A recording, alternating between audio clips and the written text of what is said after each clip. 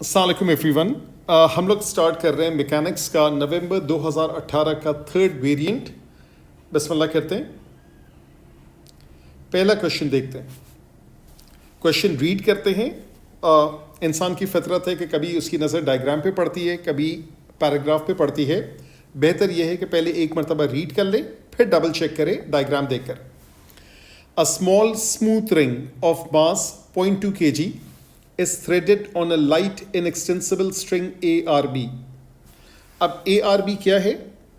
ARB इस हिस्से का नाम है एंड ARB इस वाले हिस्से का भी नाम है। तो ये एक धागा है, एक स्ट्रिंग है जो रिंग के थ्रू गुजर रही है। The two ends of the string are attached to 2 points A and B, वो हमें नजर आ रहा है, on a sloping roof inclined at 45 degrees to the horizontal। तो ये वाला जो है, ये वाला आपका रूफ आ गया, ठीक है। ये वाली जो लाइन है, दिस इज योर रूफ। अच्छा जी, यहां पर इस रूफ को हमने जरा सा शॉर्ट कर दिया। A horizontal force of magnitude P Newton, P Newton भी आपको नजर आ रही है, ये रही horizontal force of magnitude P Newton is acting in the plane ARB applied to the ring। यानी जो कुछ नजर आ रहा है फ्लैट सरफेस पे वही है, ऊपर से एंगल कोई इंक्लिनेशन पे कोई चीज नहीं आ रही। यानी जो एलिवेशन और depression trigonometry O level maths का है उसका कोई ताल्लुक नहीं है, ठीक है। So don't be afraid. The section BR of the string is perpendicular to the roof. Section BR is perpendicular 90 degree नजर आ रहा है। Section AR is inclined at 70 degrees. तो परपेंडिकुलर भी नजर आ गया, इंक्लाइंड एट 70 डिग्रीज भी नजर आ गया, सारे डायग्राम्स मुझे नजर आ गए। The system is in equilibrium, find the tension and the value of P। Working मुश्किल नहीं है सिवाय इसके कि एंगल से खेलना है एंड नथिंग मोर। अब जब इंक्लाइन प्लेन का क्वेश्चन होता है तो हमारी टेंडेंसी क्या होती है? Along the plane and perpendicular to the plane. यहां पे पहले आपको समझने की ये जरूरत है कि आपके पास चीजें क्या क्या है। आपके पास जो है वो यहां पे वेट ऑफ R मौजूद है, ठीक है। तो ये मैंने R के नीचे एक लाइन बना दी और यहां पे मैंने इसका वजन लिख दिया, दैट इज 0.2 G। एक मेरे पास P न्यूटन मौजूद है, that is going to the left. ये जो पिंक वाला धागा और जो पर्पल वाला धागा, ये एक ही धागा है। तो इस रिंग को गिरने से कौन बचा रहा है? ये वाला टेंशन और ये वाला टेंशन, ये दो टेंशन इसको बचा रहा है। इसका मतलब है कि अगर मुझे किसी तरीके से ये वाला एंगल मिल जाए, जिसको मैंने सिर्फ हाईलाइट किया है, लिखा नहीं है, तो माई वर्क इज डन। मुझे रिजॉल्व करना होगा। अब जो मेरी मेहनत है वो सिर्फ इस चीज़ पे है कि मुझे ये वाला डायग्राम, ये वाला एंगल मिल जाए। तो सबसे पहले मैं ये काम करता हूँ कि मैं इस लाइन को ज़रा सा एक्सटेंड कर देता हूँ। ये वाली पिंक लाइन मैं यूं करके ड्रॉ कर देता हूँ। तो चूंकि ये वाला 90 डिग्री है, ठीक है, ये वाला 90 डिग्री है, ये भी 90 है, ये 45 है, नेचुरली ये वाला भी 45 हो गया। जब ये वाला 45 हो गया, ये हॉरिजॉन्टल है, ठीक है, ये भी हॉरिजॉन्टल है। सो देयरफॉर Z शेप की वजह से ये भी 45 हो गया। जब ये 45 हो गया, इसके सामने वाला ये भी 45 हो गया। तो बेसिकली ओ लेवल मैथ्स के क्या क्या कॉन्सेप्ट आ गए इधर? यहाँ पे आइसोसेलेस ट्राइंगल का कॉन्सेप्ट आ गया, angles in a triangle add up to 180 आ गया, यहाँ पे ऑल्टरनेट एंगल का कॉन्सेप्ट आ गया, यहाँ पे वर्टिकली ऑपोजिट एंगल्स आ गया। फिर भी लोग पूछते हैं कि ज़िंदगी में कब इस्तेमाल होगा ओ लेवल मैथ्स? तो ये आपकी ज़िंदगी AS लेवल की, A2 लेवल की, M1 की ज़िंदगी है, यहाँ पे इस्तेमाल हो गया। अब इसके बाद अब क्या करेंगे? Now it's simple resolution. अब कोई बिग डील नहीं है। ये जो धागा है, इसके जो दोनों पोर्शन से टेंशन एक ही है, मगर इस पे भी टेंशन है, इस पे भी टेंशन है, दोनों की अलग अलग रेजोल्यूशन होगी। अब मैं एक काम करता हूं कि ये वाले डायग्राम में से जो सारी एक्स्ट्रा फिलिंग्स हैं वो मैं माइनस कर देता हूं, ठीक है। तो अब आपको पता है कि क्या क्या चीज़ें आपके पास मौजूद है। तो सारी चीज़ें मैंने यूं करके इरेज कर दी। Now it's a clean diagram. इसीलिए एग्जाम के अंदर जब आप वर्किंग करेंगे, सो मेक श्योर कि यू यूज अ पेंसिल। आपने पेन से उसको घिच-पिच कर दिया, आपने उसको गंदा कर दिया, अब आपके लिए ही प्रॉब्लम्स बढ़ जाएंगी। एग्जामिनर का कोई इतना बड़ा इशू नहीं है। यहाँ पे जो पिंक वाली लाइन है इस पे एंगल था, मैं पहले इसका रेजोल्यूशन ये दो लाइनें यूं बना देता हूँ, यहाँ पर एक यूं लाइन बनाता हूँ, एक यूं लाइन बना देता हूँ और नीचे की तरफ इसका वेट बना देता हूँ। अब मैं सारे चीज़ों को लेबल कर देता हूँ। ये हो गया 0.2 G, ये हो गया आपका टेंशन, ये हो गया 45 डिग्रीज, ये हो गया T cos 45, ये पिंक वाला वर्टिकली अप हो गया T sin 45 डिग्रीज, ये ब्लू वाला टू द लेफ्ट ये हो गया आपका T, ठीक है, और ये हो गया T cos 70 डिग्रीज, और ये वर्टिकली अप हो गया T sin 70 डिग्रीज, और I think I have labelled it all. So therefore T sin 70 degrees plus T sin 45 degrees is equals to 0.2 G, that is equation number 1. Similarly, horizontally to the right, T cos 45 is horizontally to the left, that is T cos 70. इन दोनों को आप solve करेंगे simultaneously, which of course you are able to do. इसलिए O level maths पढ़ी हुई है. So you will find the tension and you will find P. एक चीज़ मैं भूल गया हूँ, T cos 70 के साथ यहाँ पे P भी अटैच होगा. So that is the first question. अच्छा जी, आगे बढ़ते हैं, दूसरा क्वेश्चन देखते हैं. A block is pushed along a horizontal force by a horizontal floor. ठीक है, तो यहाँ पे मैकेनिक्स में बड़ा देख के पढ़ने की ज़रूरत है. हॉरिजॉन्टल फ्लोर है, पुश है, इसका मतलब है फोर्स उसकी तरफ लगा रहे हैं. फोर्स जो है उसका मैग्नीट्यूड 50 न्यूटन है, it's at an angle of 20 degrees to the horizontal. ये पढ़ने के बाद वो क्या कह रहे हैं, सी डायग्राम. उसके बाद कह रहे हैं द कोफिशिएंट ऑफ फ्रिक्शन, ठीक है, between the block and the floor is 0.3, given that the speed of the block is constant. ठीक है, स्पीड जो है वो कांस्टेंट है, find the mass of the block. अच्छा, अब पहली चीज ये याद रखें कि क्वेश्चन के अंदर एक तो होता है इक्विलिब्रियम, कि वो मूव नहीं कर रहा, एक होता है कांस्टेंट स्पीड, और एक होता है कांस्टेंट एक्सेलरेशन. जब कांस्टेंट एक्सेलरेशन होता है तो हम लोग कहते हैं resultant force is mass into acceleration. जब इक्विलिब्रियम होता है और कांस्टेंट स्पीड होता है, दोनों में एक्सेलरेशन जीरो है. सो बेसिकली हम लोग कहते हैं resultant force is mass into zero.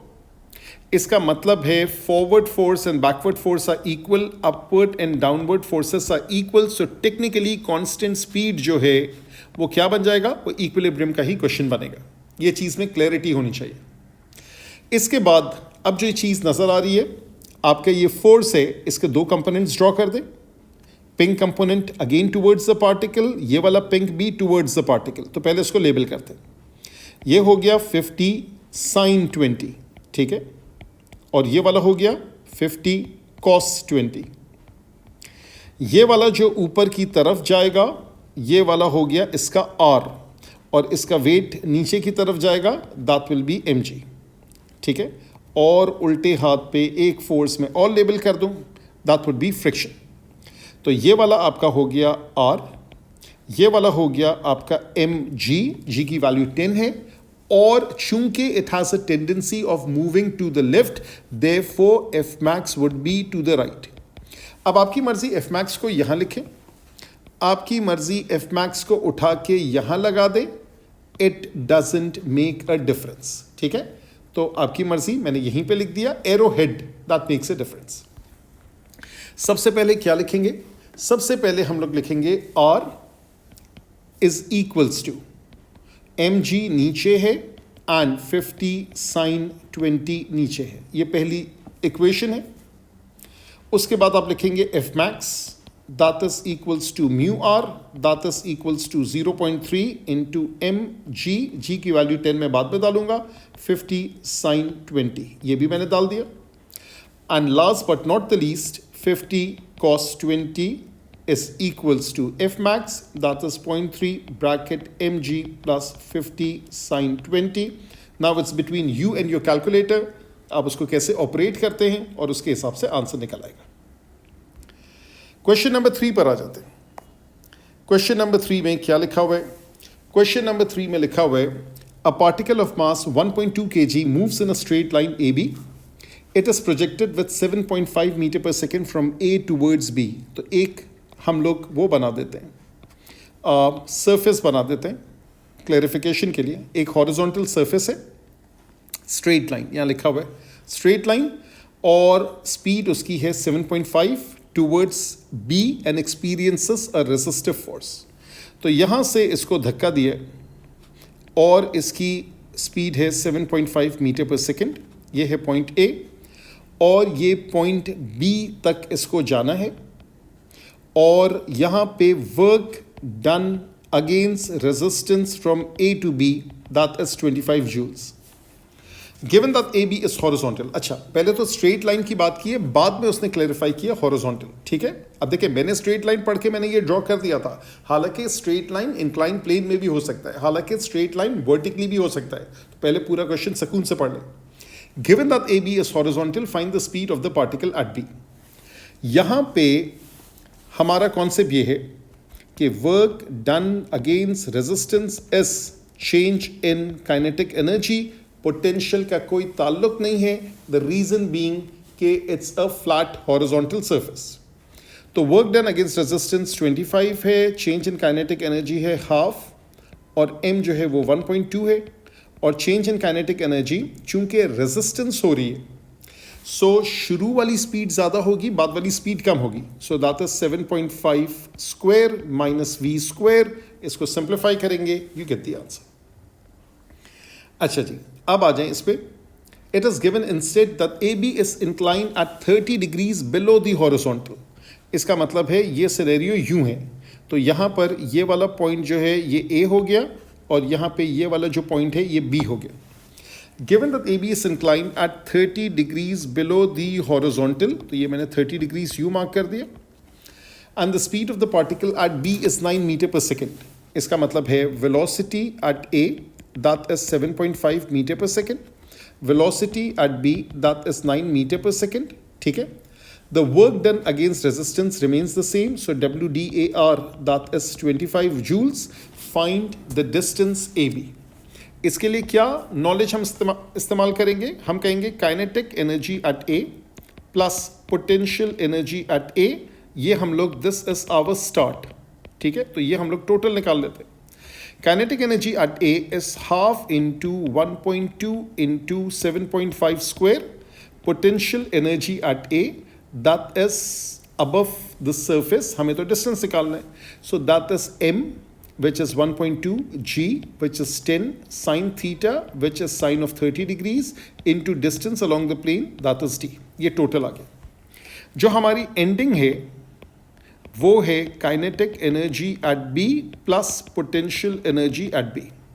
Kinetic energy at B it's half into 1.2 into 9 square, लेकिन potential energy at B is 0 because that is considered the base level. इसके मुकाबले में इसके पर्सपेक्टिव से हमने एक ही हाइट निकाली थी। So now total energy at the start minus total energy at the end equals to work done against resistance। एक अननोन है D, वो आपको मिल जाएगा। अगर इस क्वेश्चन में उसने हाइट मांगी होती तो हम mgh इस्तेमाल करते। यहाँ पर भी mgh इस्तेमाल करके बेसिक ट्रिग्नोमेट्री इस्तेमाल करके मैं D निकाल सकता था। मैंने फॉर्मूला इस्तेमाल किया mg sin theta into distance along the plane. Question number 4 पे चलते हैं। A runner sets off from a point P at time t is equals to 0 where t is in seconds. The runner starts from rest. अच्छा, अब पहली कहानी किसके बारे में? पहली कहानी जो है वो रनर के बारे में। तो ये रनर है और starts from rest, accelerates at 1.2 for 5 seconds. Next 12 seconds, the runner moves at constant speed before decelerating uniformly over a period of 3 seconds, coming to rest at Q. तो पहले हम लोगों ने अगर इतना पढ़ लिया, मेरे ख्याल से मैं इसको ही ड्रॉ कर लेता हूँ। तो इसकी वर्किंग मुझे क्या करनी है? मुझे वर्किंग करनी है, रनर का कोई नाम है? नहीं, रनर का नाम नहीं है, तो रनर इज बेसिकली R, और इसने स्टार्ट किया रेस्ट से, और इसने कितना भागा? 1.2 metre per second square for 5 seconds. So basically U is 0, acceleration is 1.2, time is 5 seconds. तो मैं वेलोसिटी निकाल देता हूँ, that is u plus 80, so this comes out to be 6 metre per second. ये एक अप्रोच है। दूसरी अप्रोच क्या है? Change in velocity over change in time is equals to acceleration, या अगर डिसेलरेशन भी करना है तो उसके मैग्नीट्यूड से भी वर्किंग कर सकते हैं। खैर यहाँ पे एक्सेलरेशन 1.2 है, चेंज इन वेलोसिटी v है, चेंज इन टाइम 5 है, therefore v comes out to be 6 metre per second. चूंकि वो रेस्ट के मुकाबले में है इसलिए फाइनल वेलोसिटी 6 है। अच्छा, अब यहाँ पर मैं 6 तक पहुँचता हूँ और मैंने एक अंदाजे से मैं मार्क कर देता हूँ कि पहले 5 सेकंड्स में, तो पहले 5 सेकंड के लिए मैं यहाँ पे जाता हूँ और इधर 5 मार्क कर दूँ मैं। उसके बाद 5 के बाद 12 है, तो 5 और 12 हो गया 17 अप्रॉक्सीमेटली मैंने यहाँ मार्क किया, और 17 के बाद 3 है, दैट इज 20। तो मेरे 3 पॉइंट्स है, एक है 5, एक है 17, एक है 20। ये 3 मैंने मेजर पॉइंट्स मार्क किए। उसके बाद मुझे ड्रॉ करना है, ये पहले 5 सेकंड में ये 6 मीटर पर सेकंड तक पहुंच जाएगा। तो यहाँ पे मैंने यू मार्क किया, ठीक है। मेरे पास रूलर नहीं है, I am trying to draw it as accurately as possible, लेकिन जब आप उसमें ड्रॉ करेंगे so that has to be more accurate. ये मैंने 6 मीटर पर सेकंड मैंने मार्क किया इन 5 सेकंड्स। उसके बाद ये अगले 12 सेकंड इसी पे ट्रैवल करेगा, तो ये 17 से मैंने एक वर्टिकल लाइन यूं ऊपर ड्रॉ की, ठीक है, approximately like this.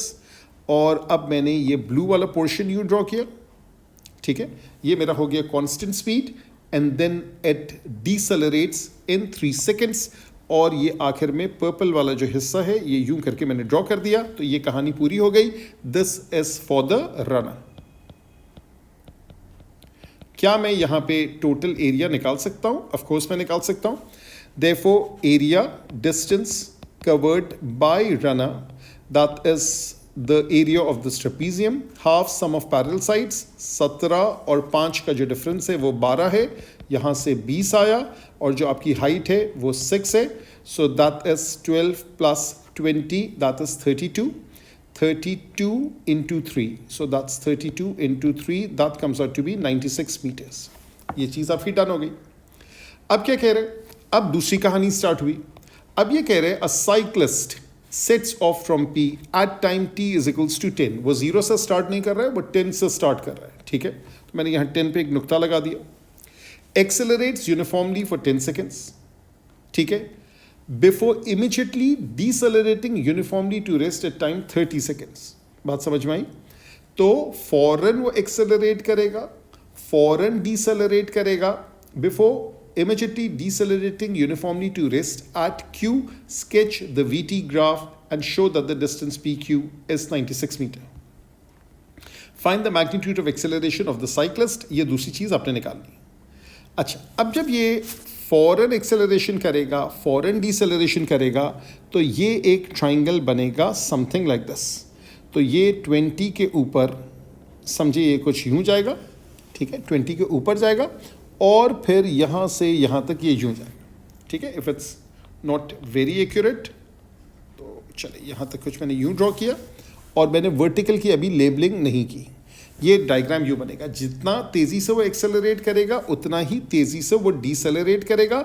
So who is this person? This person is the cyclist. यहाँ पर ये 20 को ये अप्रोच करना चाहिए, ठीक है। और उसके बाद क्या होगा? जो magnitude of acceleration and deceleration would be the same. यहाँ पर जो एरिया ऑफ दिस ट्राइंगल है, so this area should also be 96, क्योंकि distance covered is the same, that's half. Base 20 है, हाइट जो है उसको मैंने W रखा, ठीक है, is equal to 96। So therefore W comes out to be 9.6 metre per second. तो ये वाली जो चीज़ है, ये वाली आपकी आई 9.6 metre per second. It's not drawn to scale. हो गया। उसके बाद क्या कह रहे हैं? What is the magnitude of the acceleration? So therefore magnitude of acceleration is 9.6 divided by 10, that comes out to be 0.96 metre per second square.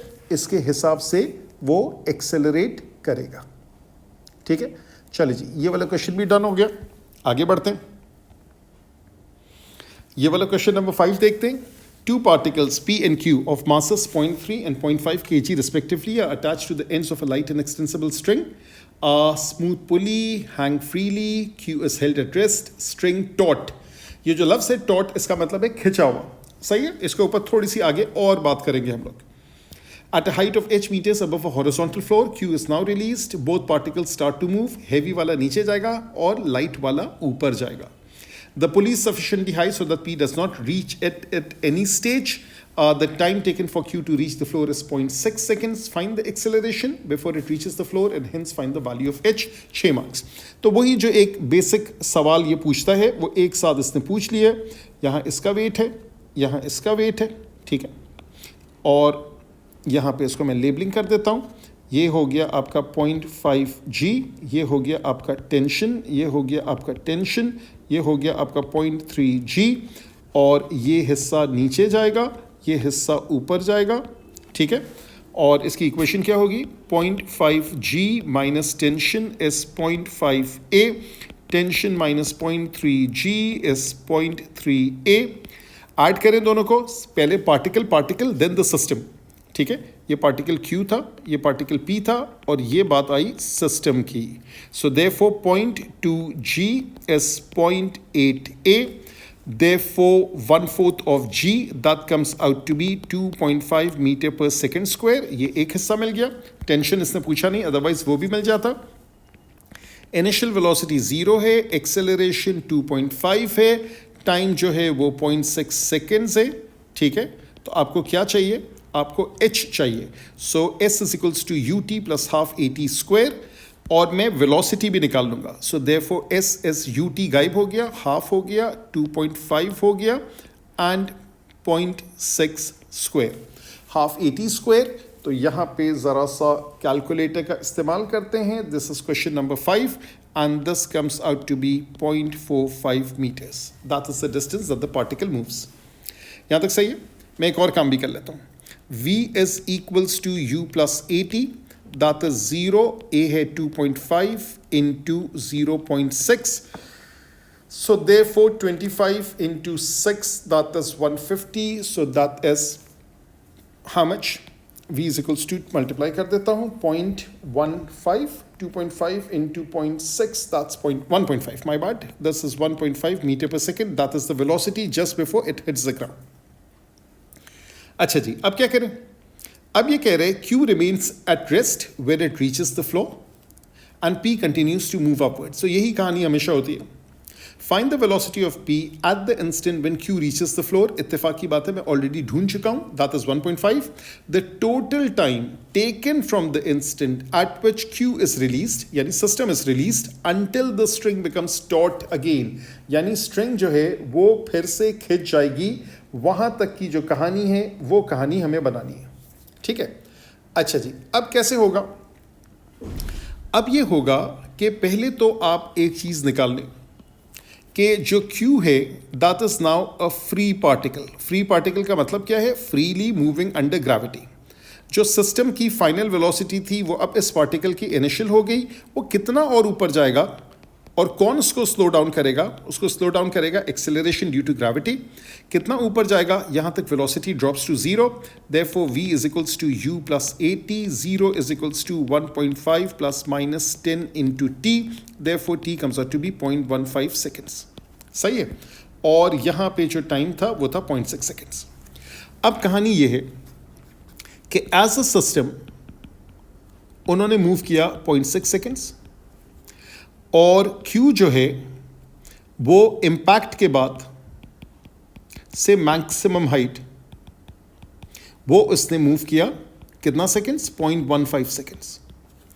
जब वो अपने उस हाइट से, यहाँ पे ये देखें, ये Q ज़मीन पे पड़ा हुआ है, ठीक है, ये Q है, ये P है। Velocity of P and the total time taken at which Q is release, ठीक है। तो Q भारी वाला है, ये P है। तो इसको ज़रा सा सही कर लेते हैं। ये वाला है आपका P, और यहाँ वाला जो है ये Q ज़मीन पे पड़ा हुआ है, ठीक है, और ये पुली यूं है, और यहाँ तक ये आपका पहुँच गया है P, ठीक है।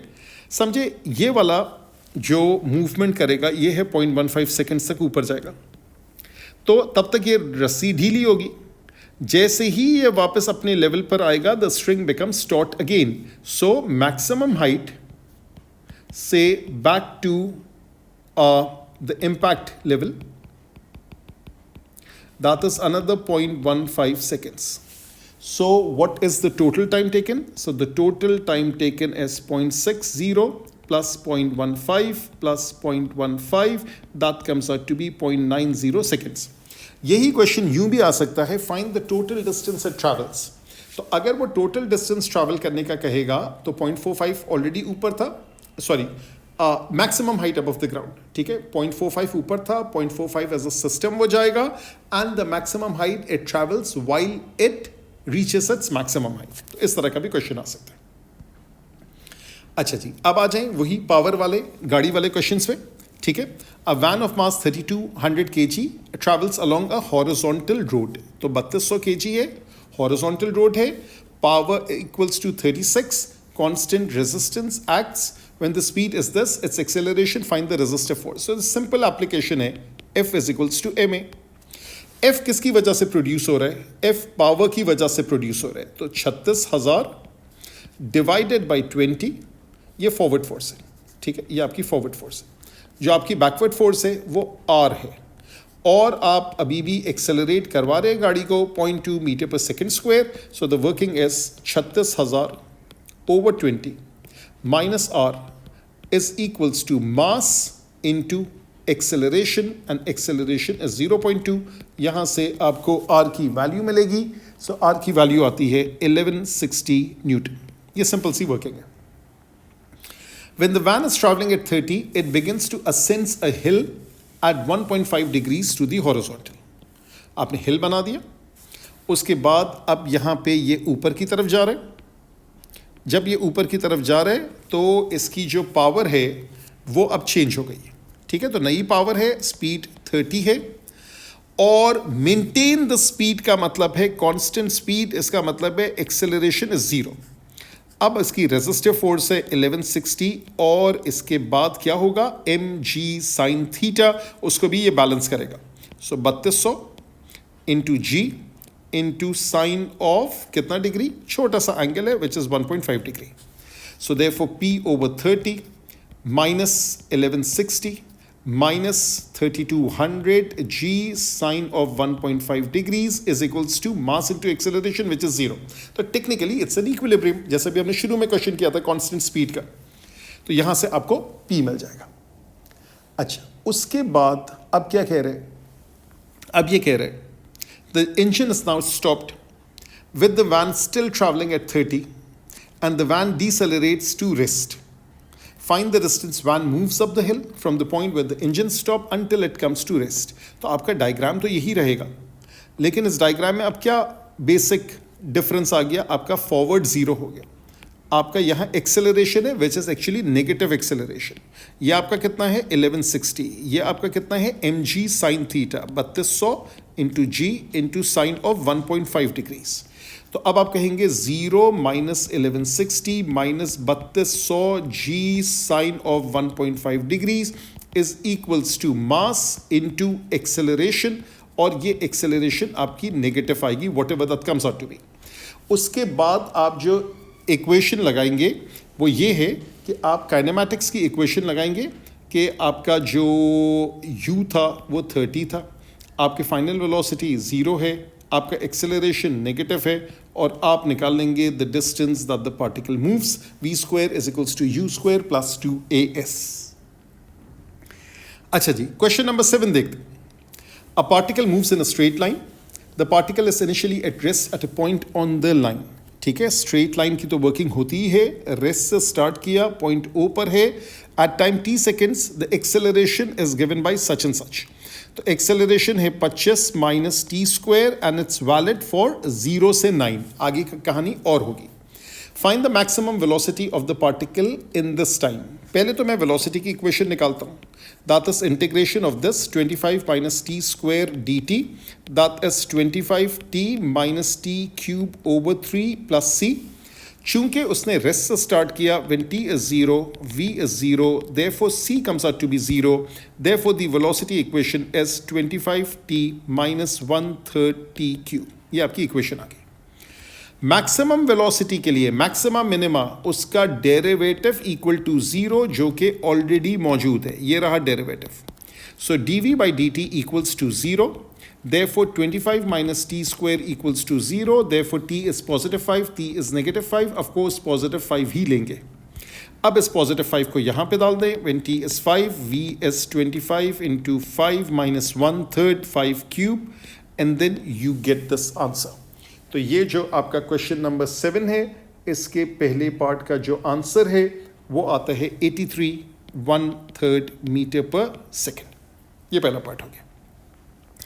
Find the total distance travel until the maximum velocity is reached. इसका मतलब है फर्स्ट 5 सेकेंड्स इसकी बात कर रहे हैं. ठीक है, तो अब आप डिस्प्लेसमेंट की इक्वेशन लें. आपको अलग से डिस्प्लेसमेंट की इक्वेशन की ज़रूरत नहीं है, आप सीधा सीधा इंटीग्रेट कर लें 0 से 5 और उसके बाद आप क्या करेंगे, आप लिखेंगे 25t minus 1/3 t cube dt. चूंकि आप लिमिट्स ले रहे हैं इससे वो जो कांस्टेंट ऑफ इंटीग्रेशन है वो कैंसिल हो जाएगा. That is 25t square over 2 minus 1/3 अपनी जगह t power 4 over 4 between the limits 0 and 5. ये आप प्लग इन करेंगे और इसकी बेसिस पे आपके पास आंसर आ जाएगा विच राउंड्स ऑफ टू 260 मीटर्स. अच्छा, अब क्या कह रहे हैं, the acceleration of the particle for t greater than 9 is given by such and सच. अब ये नई चीज आ गई, t ग्रेटर देन 9 के लिए find the velocity of the particle when t is equals to 25. अब देखें पुरानी इक्वेशन क्या थी, पुरानी इक्वेशन थी acceleration is 25t square 25 minus t square for 0 to 9. तो पहले तो वो लिख देते हैं, acceleration is 25 minus t square और ये था t लाइज बिटवीन 0 and 9. 0 तो नहीं हो सकता, 0 होगा, हाँ इंक्लूसिव हो सकता है, कोई इशू नहीं है. और उसके बाद जो है वेलोसिटी की जो इक्वेशन थी वो थी 25t minus 1/3 t क्यूब. जब t की वैल्यू 9 है तो चूंकि 9 कॉमन है तो वो हम यहाँ इस्तेमाल कर सकते हैं. So when t is equals to 9, velocity is 25 into 9 minus 1/3 9 cube. So let's use a calculator and simplify. So this comes out to be minus 18 meter per second. अब ये जो हमारे पास कंडीशन है when t is 9, v is minus 18 meter per second, ये मैं इस्तेमाल करूँगा इसके लिए for integration. अब मैं क्या करूँगा, अब मैं लिखूँगा acceleration is how much, minus 3t negative half, minus 3t negative half, too many negatives. Velocity is integration of minus 3t negative half dt. minus 3 अपनी जगह पे रहेगा, t negative half plus 1, negative half plus 1 plus k मैंने लिखा, नीचे negative half plus 1 क्या आ गया, half. Division by half is multiplication by 2, तो ये हो गया -6, ये हो गया t raise to power of half plus k. अब मैं कंडीशन डालूंगा when t is 9, v is -18, क्योंकि मुझे ये k भी तो एवेल्यूएट करना है ना. तो यहाँ से मेरे पास जो इक्वेशन है वो k की वैल्यू आ जाएगी. Once I get the value of k, मुझे क्या चाहिए, 25. ठीक है, तो पहले ये निकाल लेते हैं, -18 -6 9 का स्क्वायर रूट, ठीक है, प्लस k. तो ये हो गया 9 का स्क्वायर रूट है आपका 3 and -18 therefore k comes out to be 0. ठीक है, तो इतनी मेहनत का फ़ायदा क्या हुआ कि जब आपको 0 मिल गया, लेकिन खैर मेहनत तो करनी थी. So velocity is -6t raise to power of half, या velocity is -6 square root of t. ये ज़्यादा अच्छा लग रहा है. So now when t is 25, velocity is -6 square root of 25. This comes out to be -30 meter per second, and that finishes this paper.